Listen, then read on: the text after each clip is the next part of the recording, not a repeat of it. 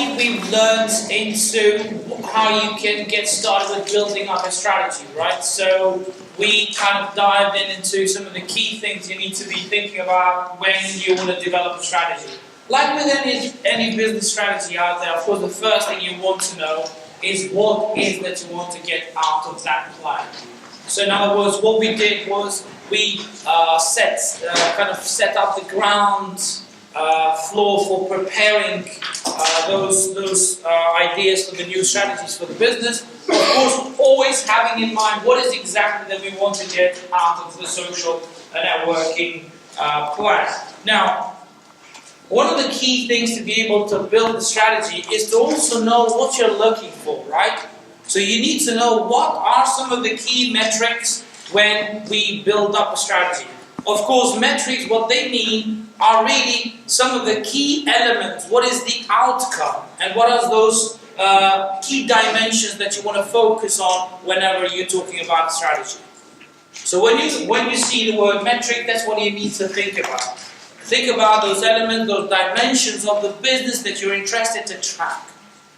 And so with the help of these metrics, we're able to tell what is working for us, what is not working for us, and how we can tailor and change and improve our strategy to meet what we're trying to do, to meet our goals and objectives that we want to set within the business. And so, in continuation to that, today we want to talk about the metrics and the role that they have towards the strategy and towards the social networking presence.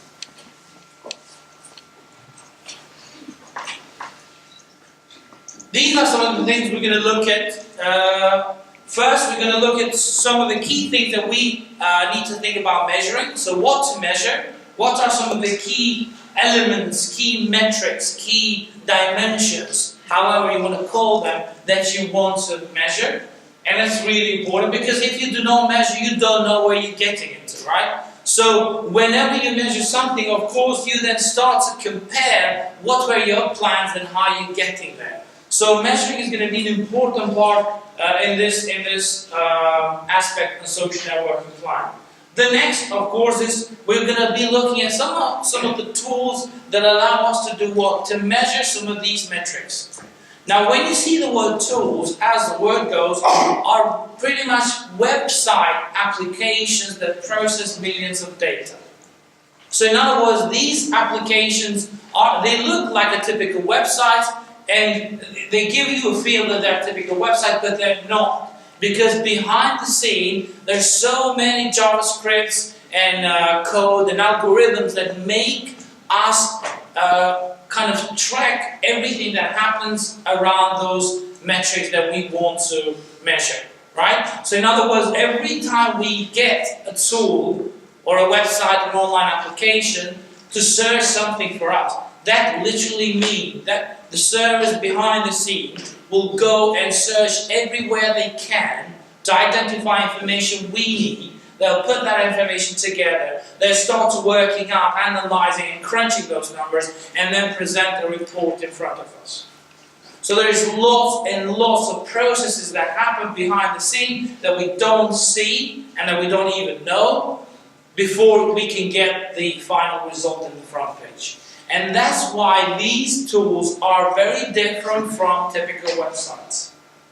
And you've got to look at them differently. And so it's important to understand some of these key tools that help us with the business. Of course, like with everything else in business, we have free tools and commercial tools as well.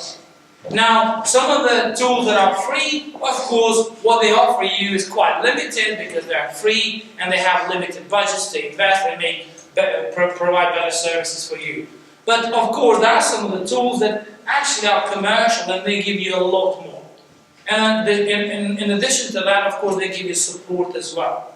Now, every time you start to pay for a website or a service or something like that, then of course you automatically expect some customer support, which normally some of these tools do.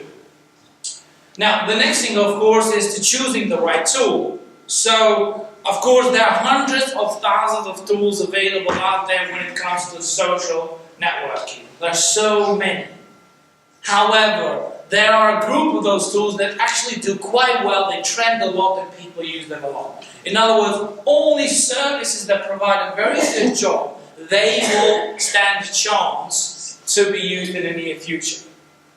So in other words, if you have never heard of a tool, that's probably okay, because that tool didn't really help people to measure their social networking efforts, and therefore you didn't see it because it wasn't good enough. So if you're missing something, that's not probably because you're not up to date with things. That could probably mean that that specific tool, that specific service wasn't just good enough. And it didn't come across on the surface, it didn't make it. And so that is the beauty of social, of course, because it will drive the good services and the good things. Next, what are the tools inside? So when you start to look into these different tools, what are some of the insights that we need to be focusing on? And what do these insights mean to us? Now, of course, we need to be able to what? Drive the business based on data, based on numbers. We live in a digital age where businesses are driven by data. And sometimes we get these notions about big data, small data, and data mining and everything, but in general, businesses are driven by data now. Businesses are created thanks to the data. And businesses are improved, modified. Services are improved, modified based on the data. And the data is what? The data is the amount of users, comments, retweets, all sorts of things that are happening online that tell us which direction should we go. And that's why these tools are really important, not just for the social. Remember, these tools are going to be useful for your online presence as well, in terms of the website and blogs as well. So you've got to be able to one day to prepare a project plan, to prepare a strategic plan, because you have got some data that are giving you some clues of which way you can go. In other words, even when you propose something to your senior executives, or to the people in the company, or to your friends, or to anyone, you'll be a lot more credible if you have the data backing your statements and backing your conclusions. It's quite easy to say, these are some of the key ideas, this is what I think is going to work, let's all do this. It is very unlikely that you'll get approved to implement that strategy. On the other hand, if you do some homework and if you do some research, and if you put together a report because of that research that you've done, you've got some very strong arguments. That's exactly what we ask you in the assignments as well. That's why most of the times in the assignments you get comments like, very superficial, there is nothing insightful in here. And it's very descriptive. And especially those who aim first, that's what we look into. We really want to see insights, discussions, and arguments backed up by references and data. So in a way, can you see that that's just not only the industry that looks for that, but also us. So in other words, your work becomes slightly harder to do, but it's much more efficient. And therefore, when you give conclusions and recommendations, those are backed up by arguments, which are backed up by research, and by literature, and by reading, and everything else. And it goes the same with social. So in other words, you will drive the business based on the clues you get from these tools. These tools are an eye-opener for businesses. Let's look at it this way. It really opens up opportunities for businesses on the directions they can go. And I'm sure you've noticed in so many companies, in so many places, they do everything to collect the most data they can. Why is that? They invest millions. You know, when businesses do, surveys, questionnaires, polls and things like that, they are very, very expensive. Because think about all the server space, all infrastructure, all the design, all the developing and everything else that goes into place to develop those tools. Those questionnaires or surveys and things like that. And then think about the process of analyzing information. That's really expensive. But businesses do that all the time.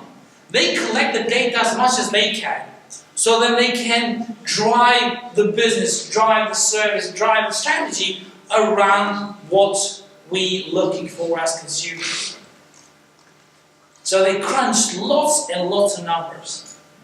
And those businesses who do a very good job on that, they actually will succeed in the near future as well. Now, if you had an idea that you could work out the numbers on Twitter, for instance, on retweets or followers or things like that, and then be able to tell where the business should focus with their next service or product or something like that, you could go out in London and make hundreds of thousands of pounds every year.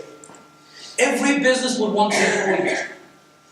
If you could go out and say to a specific business, I can help you to decide which way should you go with your next product or service based on the data you collect from your customers, they will pay you loads and loads of money. Because what happens is that lots of businesses end up having lots of data stored in their servers and their social platforms. They can't do anything with them. And they normally don't even use them. And it's a waste opportunity because you've got so much to work around. In other words, dive in the data and build up ideas based on what you see. Can you tell? Can you bring up themes because of the data and the information you have? And that is because information is beautiful. And the information gives you a chance to build up some insights that you can implement in the business. And that's when we say we live in a digital age where business is driven by data. Now when you look at every social networking channel, all of them spend millions, starting from Facebook to YouTube and Google+. They spend millions to work out what is the best for you based on your browsing history on their social networking channels. And how do they do it? They don't do it manually. It is so hard. It will take thousands of people to be able to do that. But they have algorithms and tools to do just that. And obviously, they do a pretty good job. Because we keep using these social channels. And the social channels get to the point where what? They are valued at 25 billion. According to, in this case, Twitter, according to the share price now of the Twitter IPO, obviously the company is valued at around 25, 26 billion. Now that is extraordinary. Okay? So just think about that. The next thing, of course, is reporting results. So now that you know what is it you're going to be tracking, which results are you going to be reporting back to your marketing department, to your CEO, or to the business in general. Because these data, these reports that you're providing are going to be essentials to the business, to drive the future of the business.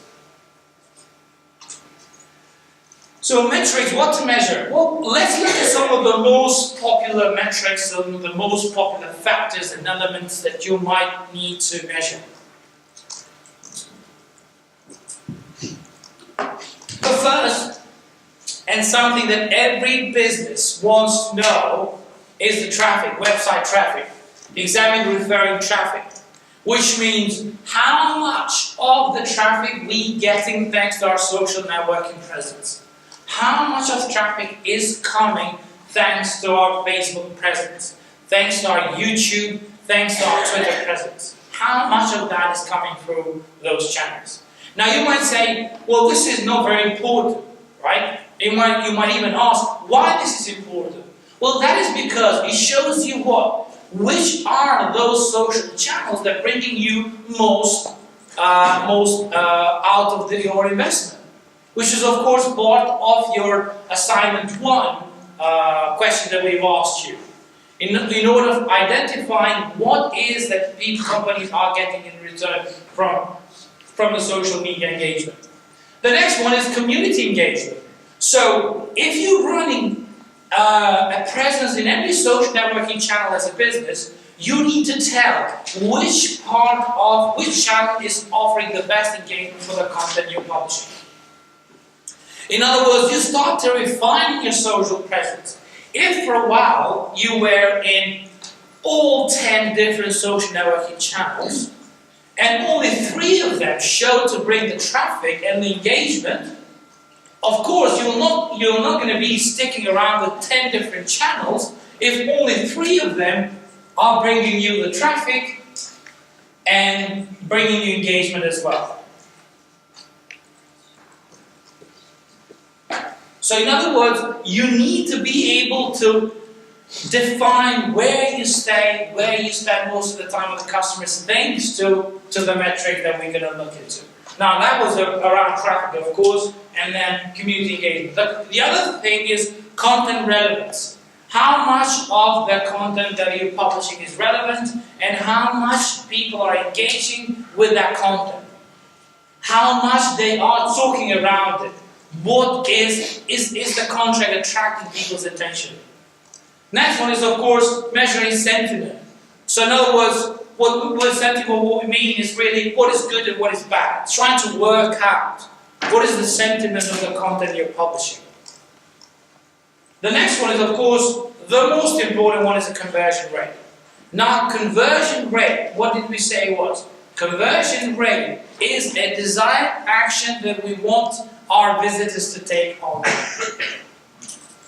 Now, the action we said could be what?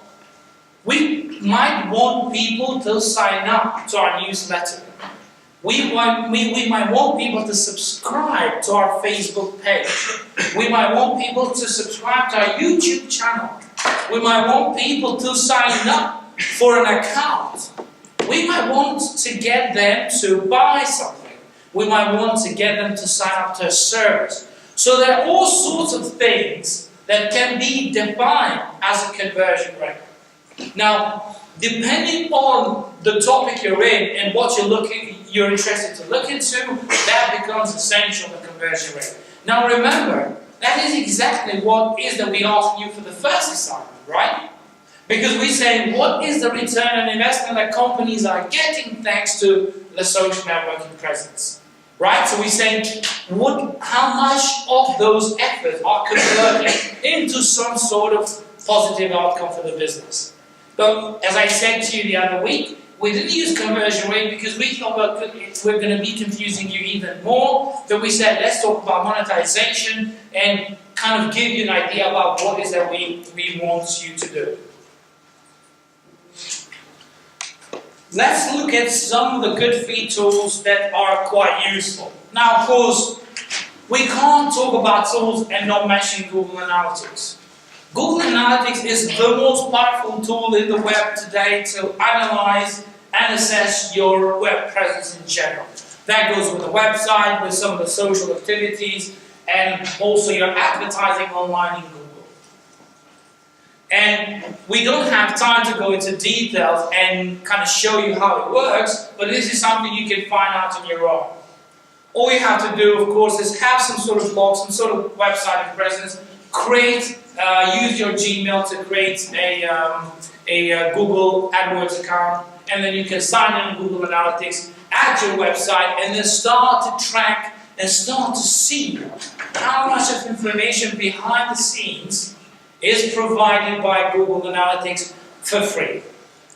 Now you might wonder, how come they're offering this for free? Because it's so expensive. Why do you think they offer this for free? Anyone? Why do you think Google offers this super powerful platform for free to all of us?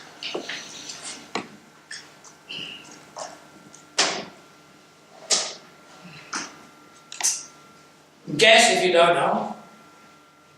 Why they're free? Sorry? What was the question, sorry? Why Google offers Google Analytics for free? So everyone gets used to using their one. Yeah. Anyone else? So what Google wants to do, Google wants, of course, you know that Google gives you advertising platform as well, right? So Google is saying, if we give you an advertising platform, but we don't give you a tool to assess how well you do with that advertising, then obviously we're missing the point. So they say, let's give our consumers a complete package.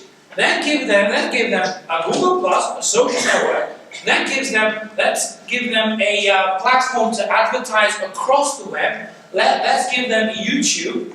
But then, in the middle of all of this, let's give them a platform that allows them, customers, to measure how well they're doing online. And we're going to give that for free. In other words, Google Analytics connects and measures and assesses all your social activities, not just around Google, but around other social networking sites as well. So in other words, it connects the dots and assesses how well you do. It's like a central point for all your social activities that you might have. So if you have GA Google Analytics here, of course, then you start with a normal website. You might have then Twitter, Facebook. You might have YouTube, Google Analytics, Google Plus. You might have blogs, right? So all sorts of things that can then be measured by Google Analytics. And of course, Google does that just because they want to hook you with their services. So in other words, it's the Google ecosystem, right? Apple has got its own ecosystem. Windows is trying to do the same thing because they're trying to do what? Have a mobile, have a web platform, have got a desktop platform. It's trying to connect these all three together, have a mobile store, mobile Windows store, so you can go and buy applications. And probably the best company that does a very good job with this is probably Apple. Because Apple ecosystem is so well connected, it works so well, that obviously lots of people use them.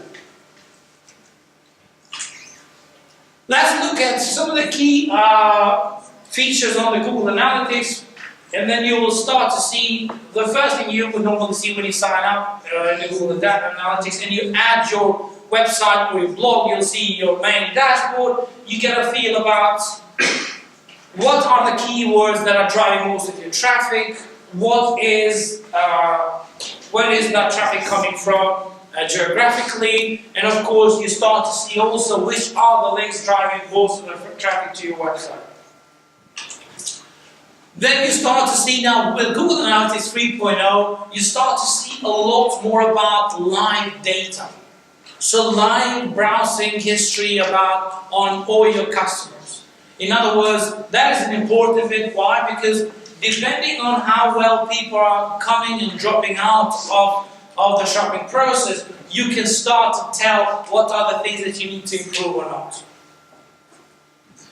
The other thing, of course, is understanding top social traffic. Now for me, this is my Google Analytics. Now for me, top social traffic is definitely Twitter that brings most of the traffic. But of course, a referral site for me is also StudyNet. Now StudyNet, because of you guys, StudyNet drives lots of traffic into my blog and into my social space as well. Because students' starting point is StudyNet.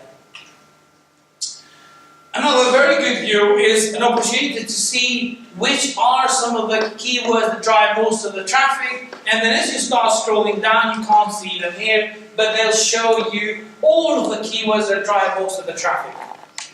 And then this way you start to see what's working for you. What is the content that drives most traffic to your site? But of course, it also shows you across the year, across the month, across the week, what are the visits that you're getting from.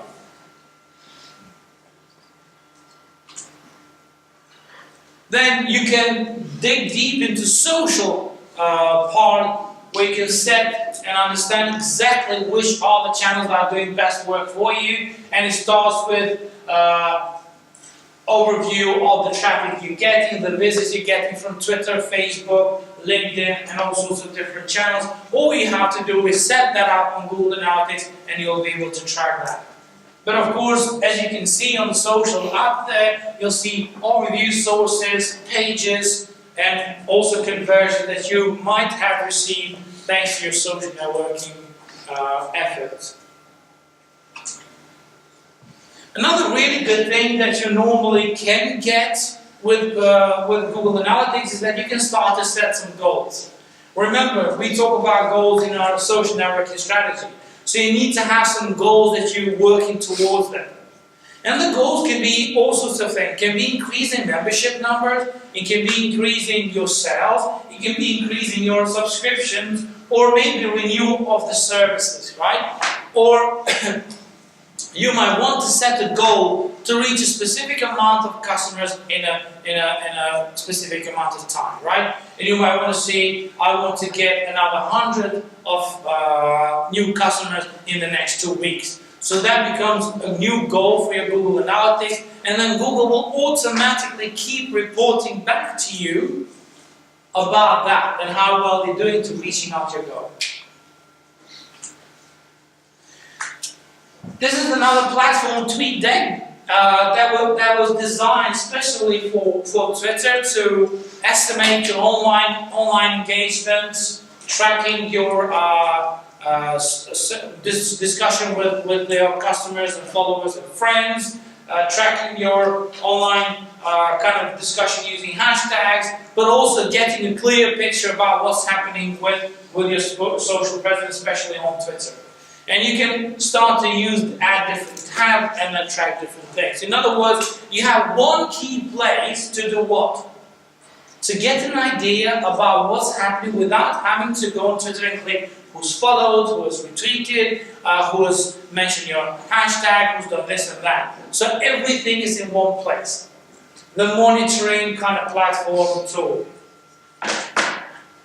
And the one that is very insightful, that I use a lot as well, is the HotSuite. Now, HotSuite is a super powerful platform because it gives you all sorts of features. Well, the first thing, it allows you to add most of your social networking channels.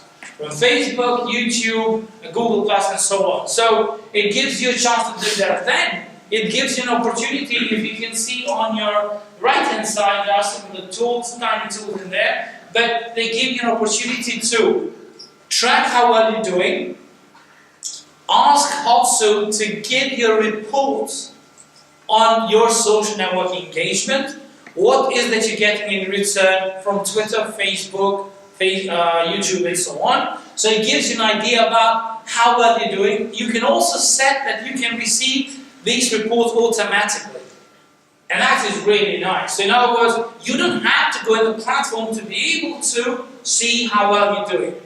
You can just organize types of reports that you want, and then HotSuite will send you automatically into your inbox these reports. It shows you which content has driven most traffic to you, which content has driven most engagement, and so on and so forth. And of course, the other good thing about this as a platform is that you can get everyone in the company to help you out with social networking. And the other thing that is possible is that you create a team and the members within the company that can help you do just that. Remember, what we said was that if you think that a business can run entire social networking strategy with one individual, that's missing the point. It is impossible. You need to bring everyone in to help you somehow, in some way, with your social presence. And also gives you just that. It gives you an opportunity to get everyone on board, and even if they can't contribute as much as you would want them to contribute, they'll still build up something that help you improve your online presence. Another useful tool is Social Mention. Now, as the name goes, Social Mention is a tool that searches about what has been talked around your brand over a specific period of time. And this tool gives you some of the features that are quite useful, starting with strength of the content. Just shows how strong the content was, and how much that content has been mentioned, divided by total amount of users.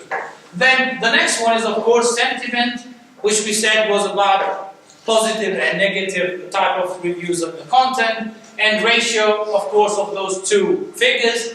The next one is, of course, passion. How passion it kind of calculates what is the passion of that individual that has posted on that content or that company, and of course that is calculated based on repeat mentions and also retweets as well.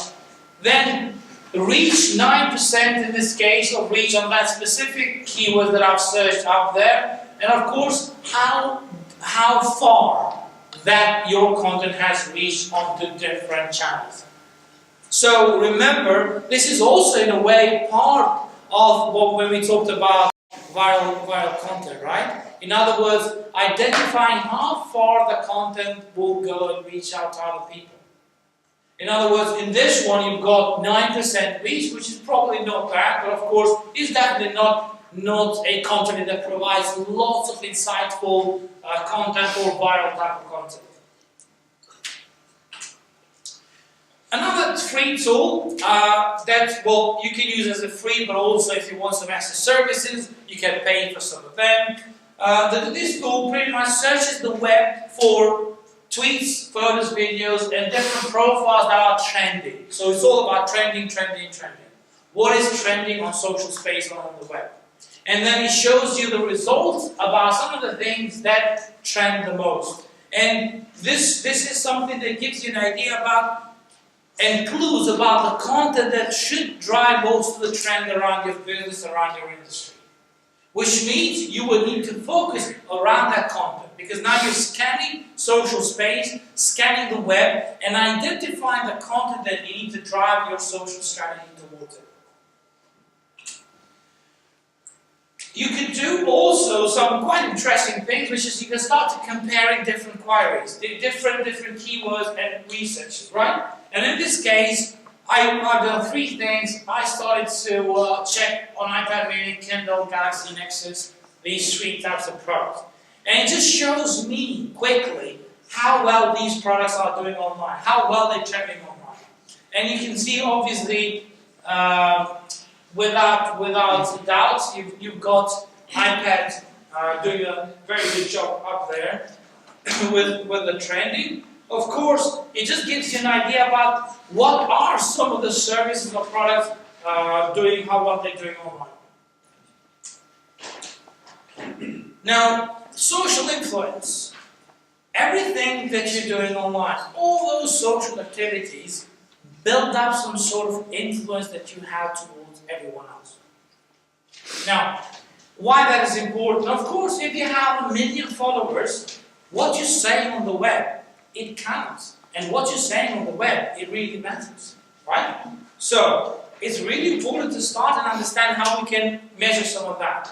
Now, this is cloud. It gives you an opportunity to understand how high your social score is. And normally, this is calculated based on number of followers, number of retweets, and also the people engaging with your updates, right? And then, for the high score individuals, it starts to give freebies or discount codes for different companies that they work together, different partners.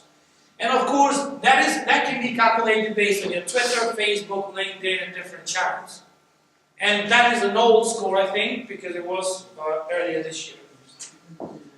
A similar platform is a Cred Story. Of course, Cred Story is very similar to Cloud, and they do similar things, but what they do slightly different is the way they present information. So it just starts to give you an idea, scans your social presence, and it tells which other people you're engaging the most in your social space, what other content you're talking about, which are the people that you're talking mostly with, and then of course, as you can see, in the middle there, top communities, of course most of my communities are students.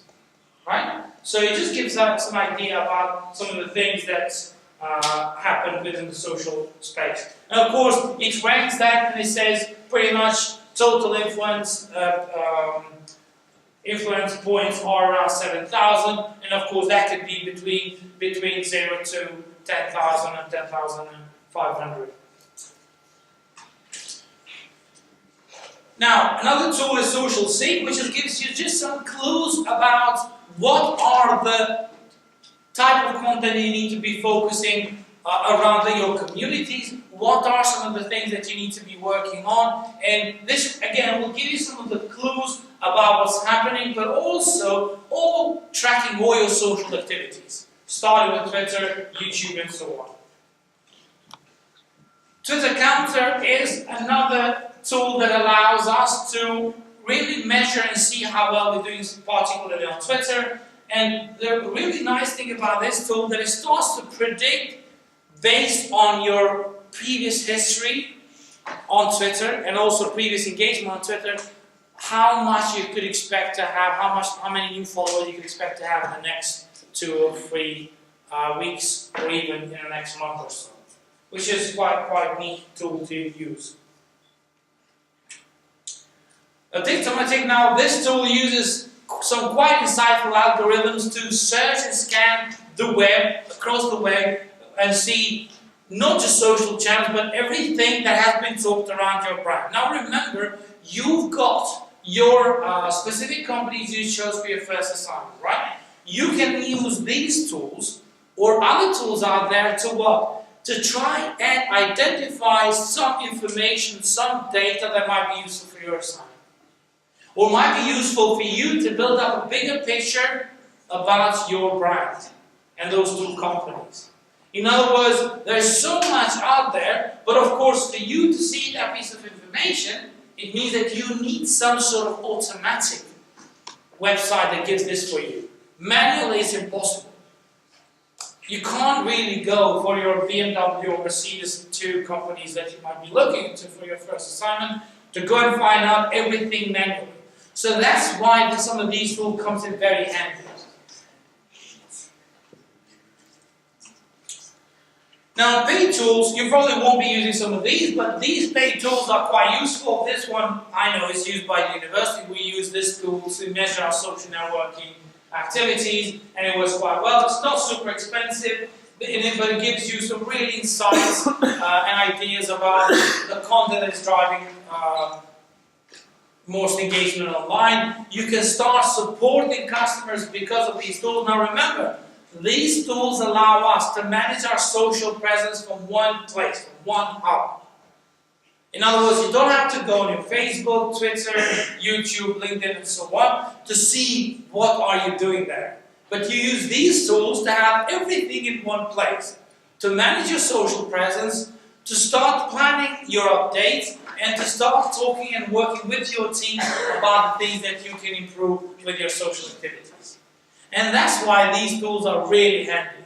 They're really useful. Of course, there's another tool from Salesforce, the Marketing Cloud, and there is Overview tool as well, but that one is really expensive. It's mainly tailored towards huge companies. HubSpot is another really nice tool. And HubSpot is all about content, and they're part of the inbound marketing company that for them, all they are interested most of is the content that drives most of the traffic into the website. And this tool allows people and companies to do what? To see what is the content that is working best for the company and how you can turn those engagements with the users around that content to convert them into leads and into customers. And they do a really good job, but of course they're quite expensive. And I think that could be a reason why they're not as successful as they would normally be. Bitly is another tiny little tool that does something quite useful. It's about tracking your links that you have published on your social space. So in other words, how many people are clicking, what are they doing, and of course, how much of engagement those links are driving for your business. So in other words, you start to see in different channels what are those links doing and how well they're performing. And again, this is done for free as well. What you will need to be, now remember, we looked at different tools and you'll start to, what? Identify lots of data. But then you need to have a bit of a focus. You need to tell which are some of the key things you need to what? Report back to your business strategy, feed into your business strategy, feed into your marketing department, feed into your HR, feed into your customer support. But in general, these are some of the things that you need somehow to start thinking about reporting back to the company. awareness, how many people know about your offering because of your social engagement, surveys, how many people have taken a survey or a poll or something like that because of your social activities, how many people have subscribed onto your website or onto your page because of your social activities, how many people registered, what about the registration, has that been changed or improved or not at all? How many people have started to comment on your content, on your blog, on your posts and things like that? And then, of course, two most important things are the leads. How much that content has driven new leads. Remember, companies now want to do everything to be able to know where you're coming from when you become their customer. Before you make a purchase or anything like that, they'll ask you, they'll make sure, in fact, they make it mandatory for you to check which website you're coming from. They say, please select one of these. Google search from a friend, newsletter, whatever. Because they want to see what's working best for them. And how they can tell that by asking you which source, which channel did you come through. And of course, in the end, ultimately, is purchases. How many people have purchased something because of your social engagement? And this is when you're going to start to make up a point where you'll say to your boss or to your senior executive why they should be supporting you with your advertising online or with your social networking. Because somehow, somewhere, at some point, you need to tell what is that you're getting in return for those engagements online. This is when you'll start to say, okay, now, we only received these amount of purchases in the last month or so, thanks to our social engagement. However, we received this amount of new subscribers to our website, we received this amount of new followers, and we received this amount of new sign-up people into our newsletter. Right? So in other words, you start to build up an idea. What is that ultimately coming back in return from those investments, from those social engagement? And that is essentially what we ask from you for the first assignment as well. And you need to have, as we said, the backing for it. Right? You need to have some sort of evidence to show us that that is true.